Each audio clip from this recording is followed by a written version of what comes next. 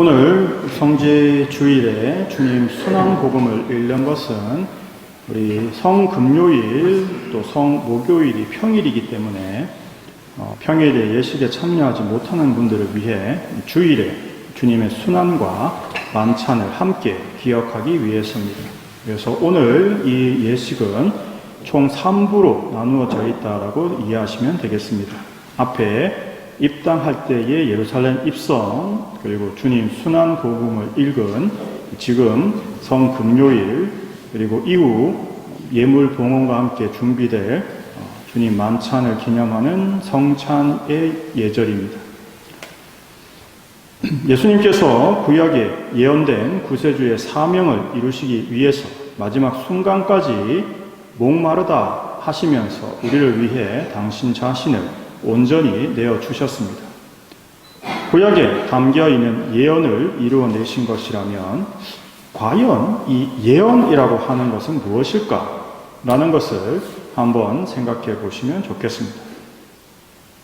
우리는 하느님을 전지 전능하신 분이다 라고 부릅니다. 전지 말 그대로 모든 것을 아신다면 나의 선택이란 자유란 과연 있는 것이냐? 이미 다 정해져 있는 것이 아닌가라고 생각해 볼 수 있겠죠. 하지만 이 전지라는 것은 아시는 것이지 결정하시는 것이 아닙니다. 우리는 이 점에서 하나님의 마음, 그 뜻을 알아들어야 합니다.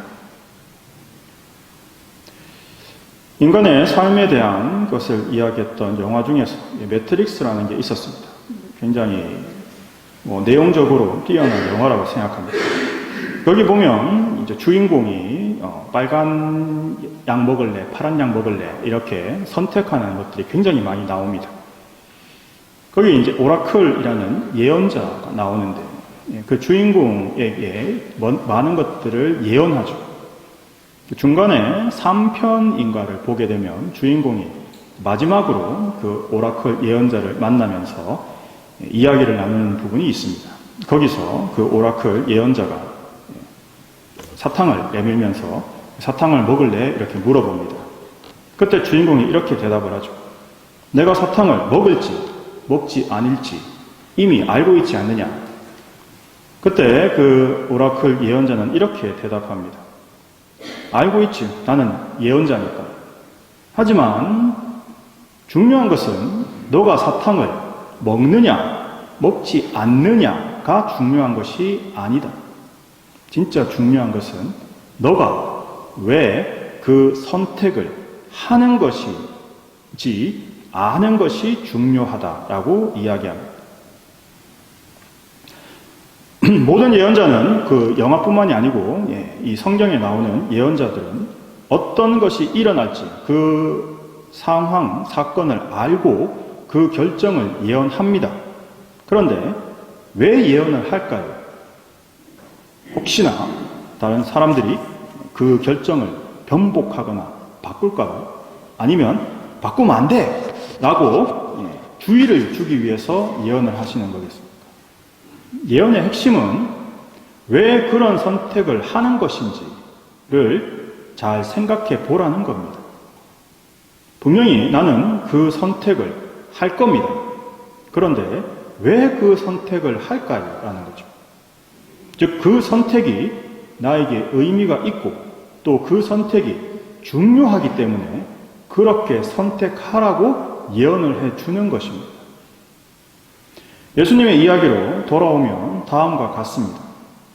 구약에 예언된 구원의 역사를 위해 예수님께서는 철저하게 구약에 예언된 당신의 이야기를 실현하기 위해서 애를 쓰십니다.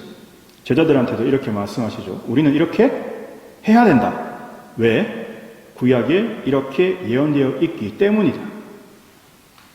왜 그렇게 말씀하실까요? 그것은 바로 그 길이 우리 인류를 구원하는 길이기 때문입니다. 하나님께서는 인류가 범죄한 이 선악과를 따먹는 순간부터 이미 우리 인간을 구원하는 길을 마련하셨고 준비하셨고 그 길을 우리에게 가르쳐 주십니다. 그 길을 예수님께서는 하느님과 우리 인간에 대한 사랑으로 완전히 완벽하게 완수하신 거죠. 그러면서 예수님께서는 우리에게도 이렇게 말씀하십니다.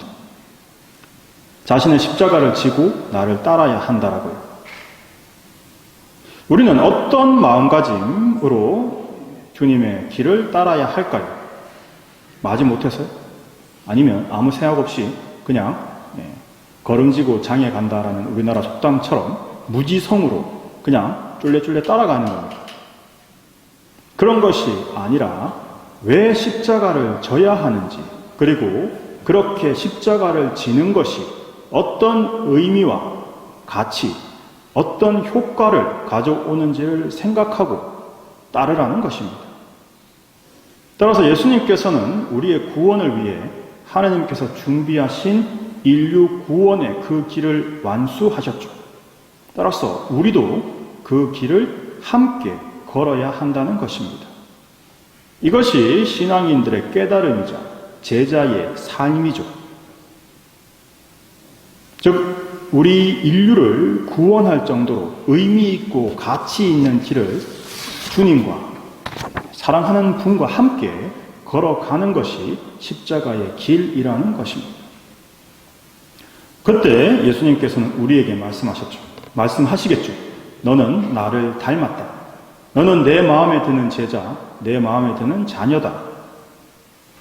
이 말씀은 예수님께서 세례 받을 때 세례자 요한이 예수님을 물 속에 넣고 물 속에서 올라오시자 하늘에서 들렸던 하느님의 말씀이십니다. 그리고 거룩한 변못되는 이 말씀에 다음 말씀을 덧붙이시죠.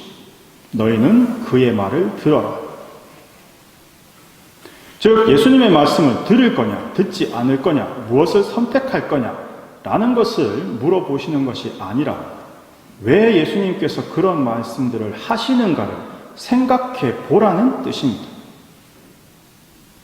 이 예언에 많은 것들을 알려주는 구약 성경이 있지만 그 중에서도 유명한 분이 예레미야 예언자죠. 이스라엘의 멸망을 예언했기 때문에 늘 사람들로부터 공격과 지탄의 대상이요. 예수님께서도 이 예레미야 예언자의 순환에 대해서 이야기하십니다. 이 예레미야 예언자가 21장에 이런 이야기를 합니다. 생명의 길과 죽음의 길을 너희 앞에 내어놓는다.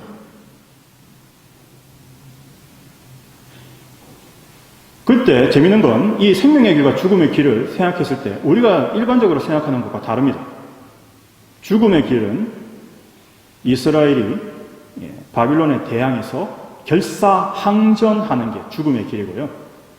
생명의 길은 항복해서 살려주세요 하는 게 생명의 길입니다.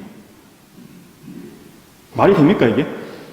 아니 이스라엘 민족 예수 하느님의 도성을 지키는 민족한테 너희가 하나님의 도성을 지키기 위해서 결사항전하면 죽을 거고 이걸 잘못했어요.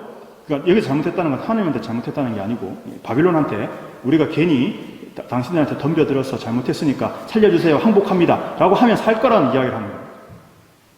이스라엘 민족이 듣기에는 저놈이야말로 배신자다 라는 생각이 자동적으로 드는 거죠. 하지만 결과는 어땠습니까?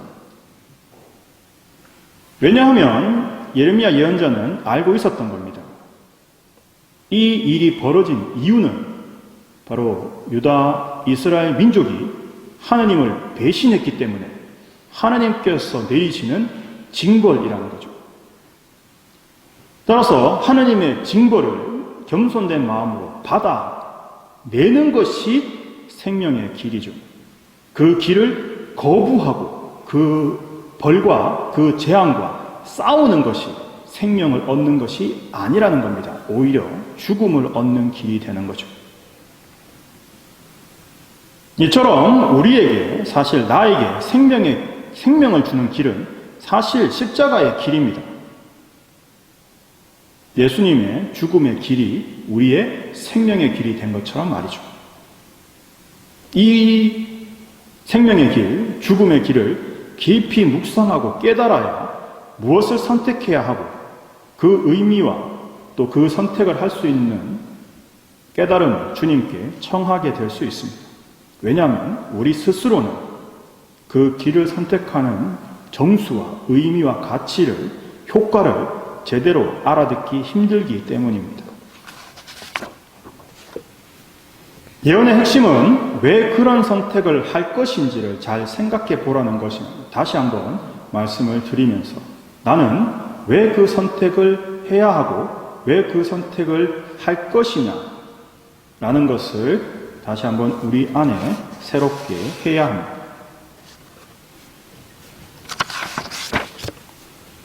예를 들어서 이렇게 설명드릴 수 있겠습니다. 특히 이제 고해성사 거의 다들 많이 보셨는데, 고해성사에서 가톨릭 신자들이 주로 하는 고해성사가 주일미사 빠졌습니다. 이거죠. 주일미사를 참석해야 되냐? 주일미사를 참석하지 않아야 되냐? 이렇게 물어보면 어느 누구도 주일미사를 빠지면 안 되죠. 주일미사 당연히 해야 되는 거 아닙니까? 라고 하실 겁니다. 뭘 선택하느냐는 이미 정해져 있죠, 답은. 그런데 핵심은 OX가 아닙니다. 주일미사를 참석했느냐 또는 안 했느냐가 아니라는 거죠. 주일미사를 참석해야 한다라는 이야기의 핵심은 내가 주일미사를 통해서 받는 은총, 내가 주일미사에서 해야 되는 하나님께 드리는 찬미, 감사와 영광과 흠숭이 무엇을 의미하고 어떤 가치를 지니고 있는지를 제대로 아느냐 하는 거죠. 따라서 내가 주일미사에서 주님께 드리는 그 찬미의 가치, 그리고 그 찬미를 드림으로써 받게 되는 내가 받는 은총, 이것의 가치와 의미를 나는 정말 제대로 이해하고 있느냐는 겁니다. 따라서 그 의미와 가치를 생각하면 내가 주일미사를 해야 되느냐 하지 않아야 되느냐는 걸 스스로 생각해 볼 수 있습니다. 내가 하나님으로부터 받게 되는 이 은총을 포기할 만큼 지금 주일미사를 빠져야 되는 일이 중하냐 하는 거죠. 예, 신부님, 그래도 빠져야 되겠습니다. 예, 그러면, 자, 이 주님의 은총을 받아야 되는, 이 주일에 받아야 되는 은총을 나는 어떻게 보존할 것인지를 고민을 하셔야 되는 거죠. 내가 이 주일에 성체를 모심으로써 받게 되는 이 무한한 은총을 내가 나의 어떤 사정 때문에 포기했지 않습니까? 그럼 이걸 어떻게 보충할 거냐? 그걸 고민하셔야 됩니다. 이걸 어떻게 보충을 하지? 첫째, 대송을 준비해야죠. 내가 영성체를 통해서 하나님으로부터 받는 은총의 정도를 대송으로 보상하려면 뭐를 얼만큼 해야 될까? 고민하셔야 돼요. 묵주기도 5단 하면 되는 거 아닙니까? 예, 되죠. 됩니다. 예. 그렇게 해서 성체로부터 받는 은총이 보충이 되겠습니까? 그런 마인드로 하는, 그런 마음가짐으로 하는 묵주기도 5단이. 그 말은 다르게 표현하면 나는 주님의 성체를 받아 모시고 주일미사에 참석하는 은총의 양이 얼마인지 제대로 모릅니다라는 스스로의 고백인 거죠. 그런 사람을 붙잡고 주님의 은총이 얼마나 큰지 우리가 정말 제대로 기억하고 알고 그걸 선택해야 되지 않겠습니까? 라는 말이 과연 소용이 있겠습니까? 내가 대송으로 정말 주님의 은총을 다 100% 받지는 못하지만 10분의 1이라도, 조금이라도 받기를 원하는. 그런데 그렇죠, 신부님. 영성체는 결국 못했지 않습니까? 예, 그러니까요. 어떻게 하시겠습니까? 평일에 억지로 시간을 내서라도 나와서 영성체를 해야 되겠죠. 이건 네, 좋습니다. 그렇게 하시는 것이 정말 타당하고 옳으신 생각이시죠. 주일미사를 했느냐 안 했느냐가 중요한 게 아닙니다. 내가 왜 주일미사에 참여해야 되는지 아는 것이 선택의 기준이죠.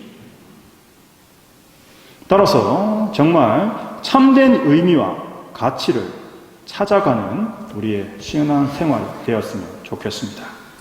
아멘.